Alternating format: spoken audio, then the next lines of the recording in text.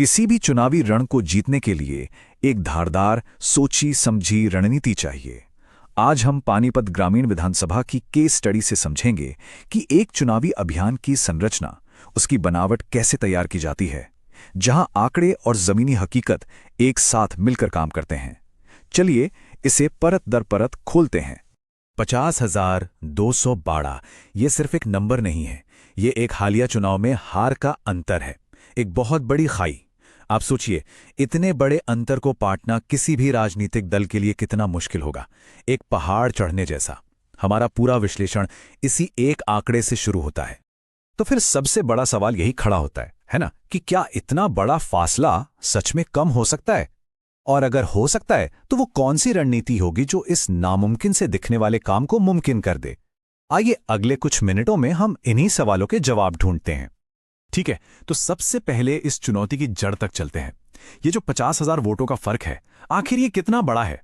देखिए, ये सिर्फ एक चुनाव हारना नहीं था, ये एक ऐसी हार थी जो किसी भी टीम को ड्राइंग बोर्ड पर वापस जाकर अपनी पूरी की पूरी रणनीति पर दोबारा सोचने को मजबूर कर दे। अच्छा, अब ये आंकड़े देखिए, ये पूरी कहानी को और भी साफ कर देते हैं। बीजेपी को 50% से भी ज्यादा वोट शेयर मिला, यानी मैदान में हर दूसरा वोटर उनके साथ था। दूसरी तरफ कांग्रेस को सिर्फ 25%, मतलब हर 4 में से सिर्फ एक वोटर। तो बात सिर्फ 50,000 वोटों की नहीं थी, अंतर पूरे 25% का था। ये एक तरफा मुकाबला था, इसमें कोई शक नहीं। लेकिन रुकिए, कहानी में एक और पहलू है। अगर हम थोड़ा पीछे जाकर देखें, साल 2019 में, तो कांग्रेस का वोट शेयर सिर्फ 6.5% पर था। वहां से 25% तक पहुंचना, यह अपने आप में एक बहुत बड़ी छलांग है। लेकिन यह छलांग बीजेपी के 50% के विशाल पहाड़ के सामने काफी नहीं थी। साफ है कि जमीन तो बनी, पर मंजिल अब भी बहुत बहुत दूर थी। देखिए, ये नंबर, ये आंकड़े कहानी का सिर्फ एक हिस्सा बताते हैं। असली सवाल तो ये है कि इन नंबरों के पीछे की वजह क्या है, लोग ऐसा क्यों सोच रहे थे। इसे समझने के लिए हमें पार्टी के अंदरूनी हालत और उससे भी ज्यादा जरूरी वोटर्स की असली शिकायतों को सुनना होगा, उनकी तह तक जाना होगा। किसी भी रणनीति को बनाने का पहला कदम होता है खुद को आईने में देखना। यहां हम पार्टी का स्वॉट विश्लेषण देख रहे हैं। ताकत ये थी कि उम्मीदवार नया था और स्थानीय कैडर में जोश था, पर कमजोरियां भी थीं, जैसे एक दशक से सत्ता में ना होना और पार्टी के भीतर की खींचतान। बाहर मौके थे, जैसे सरकार के खिलाफ माहौल और बेरोजगारी का बड़ा मुद्दा। लेकिन खतरे भी थे, जैसे बीजेपी का मजबूत संगठन और सोशल मीडिया पर फैलाया जाने वाला नैरेटिव। और जब हम जमीन पर लोगों से मिले तो उनकी शिकायतें एकदम साफ थीं। यमुना का पानी और हवा जहरीले हो रहे हैं, पढ़े लिखे नौजवानों के पास नौकरियां नहीं हैं, किसानों की परेशानी बढ़ती जा रही है, सड़कें टूटी हैं, पानी की किल्लत है और बिजली तो आती जाती रहती है। ये सिर्फ चुनावी मुद्दे नहीं थे, ये लोगों की रोजमर्रा की जिंदगी की असली परेशानियां थीं।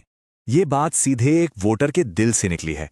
ये दिखाती है कि प्रदूषण की समस्या कितनी गंभीर हो चुकी है। जब लोग कहते हैं कि पानी जहरीला हो रहा है, तो ये कोई सियासी बयान नहीं होता, ये उनके बच्चों के भविष्य का सवाल बन जाता है। और यहीं पर एक अभियान को लोगों से जुड़ने का, उनकी असली आवाज बनने का मौका मिलता है। तो समस्याएं साफ थीं, चुनौतियां पहचानी जा चुकी थीं। अब जरूरत थी एक ऐसे समाधान की, एक ऐसे ब्लूप्रिंट की जो इन सभी मुश्किलों का एक साथ जवाब दे सके, एक ऐसी नींव जिस पर जीत की इमारत खड़ी की जा सके। इस मास्टर प्लान को नाम दिया गया चतुर्मुख सिद्धांत। इसका मतलब है एक ऐसी रणनीति जो 4 दिशाओं में एक साथ काम करे। इसके 4 स्तंभ थे। पहला, चुनावी नोड, यानी हर एक बूथ का मैनेजमेंट। दूसरा, संगठनात्मक नोड, यानी पार्टी को मजबूत और एकजुट करना। तीसरा, नैरेटिव नोड, यानी जनता से जुड़ने वाली कहानी गढ़ना। और चौथा, संसाधन नोड, यानी जो भी साधन है उनका सबसे बेहतर इस्तेमाल करना। इस पूरी रणनीति के 2 बिल्कुल सीधे और साफ लक्ष्य थे। पहला, बूथ लेवल पर इतनी गहरी माइक्रो प्लानिंग करो कि जो वोटर सरकार से नाखुश है वो वोट में बदल जाए। और दूसरा, एक ऐसी कहानी, एक ऐसा नैरेटिव बनाओ जो पार्टी का नहीं बल्कि जनता का एजेंडा लगे, जिसमें नौकरी, पानी, प्रदूषण जैसे असली मुद्दे हों। यानी एक तरफ जमीनी मैनेजमेंट और दूसरी तरफ लोगों के दिल को छूने वाला संदेश। और ये देखिए, ये एक बेहतरीन उदाहरण है कि एक अच्छा नैरेटिव कैसे काम करता है। स्वच्छ यमुना, स्वस्थ बच्चे। ये सिर्फ एक नारा नहीं है, ये एक राजनीतिक वादे को सीधे सीधे वोटर की सबसे बड़ी चिंता यानी अपने बच्चों की सेहत से जोड़ता है। ये बहुत सरल है, ताकतवर है और लोगों की जुबान पर आसानी से चढ़ जाता है। देखिए, कोई भी अच्छी रणनीति सिर्फ कागज पर अच्छी लगे उससे काम नहीं बनता।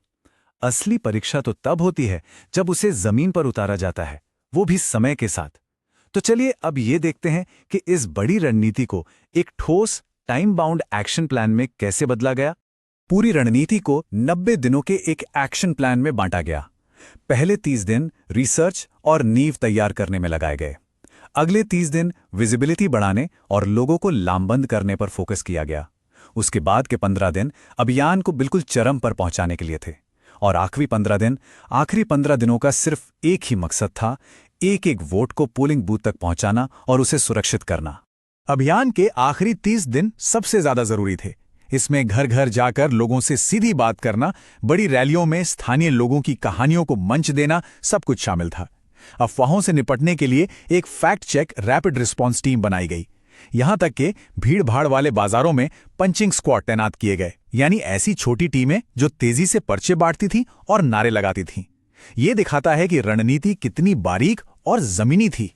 तो हमने एक ऐसी रणनीति की पूरी संरचना देखी जो आंकड़ों, जमीनी शिकायतों और एक ठोस एक्शन प्लान को एक धागे में पिरोती है। हर कदम बहुत सोचा समझा हुआ है, लेकिन सवाल वही है, क्या कागज पर बनी एक बेहतरीन योजना 50,000 वोटों की उस विशाल खाई को सच में पाट सकती है? राजनीति में रणनीति ही सब कुछ होती है, लेकिन क्या वो हमेशा जीत की गारंटी होती है?